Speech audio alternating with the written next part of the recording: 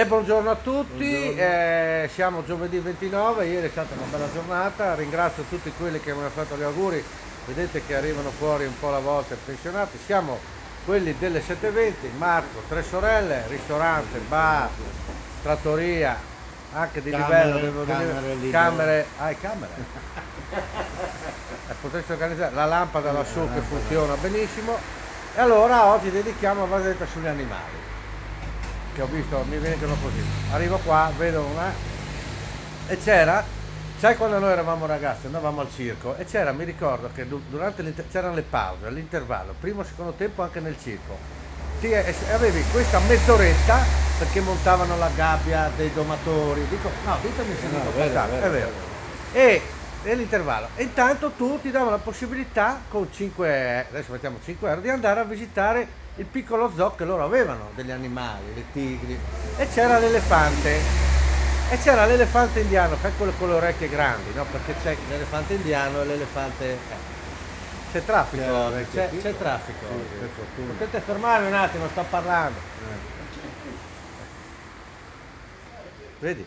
Allora, ha detto, diamo un premio di 1000 euro a chi riesce a far saltare l'elefante indiano con le 4 zampe contemporaneamente. Boh, tanto che uno prova, sì, era l'iscrizione grande. Allora, arriva uno, prende l'elefante per la coda, l'elefante fermo lì. Uno prende per la proboscide, uno butta il topolino, sai, l'elefante fermo lì. Arriva un vecchietto da Feletto Umberto, col motorino, c'era il circo a Udine.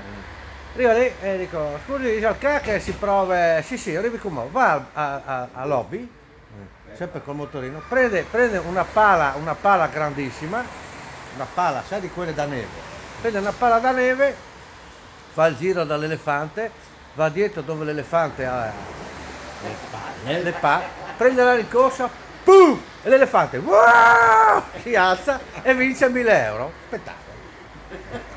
Il circo si trasferisce a Palmanova, diamo un premio di 2000 euro a chi riesce a far muovere la testa dell'elefante indiano facendoli fare così e sì e no.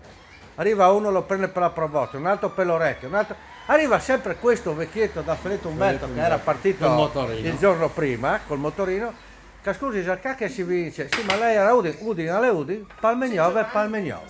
Arrivi come va a prendere a lobby, arriva lì,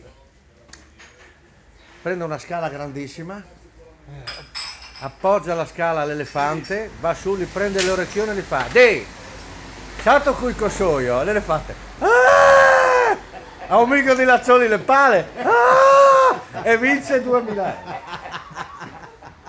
Sempre le Tre Sorelle, ciao. Sono aggiunti anche 2 nuovi qua. A domani, addio, piacere. Ciao.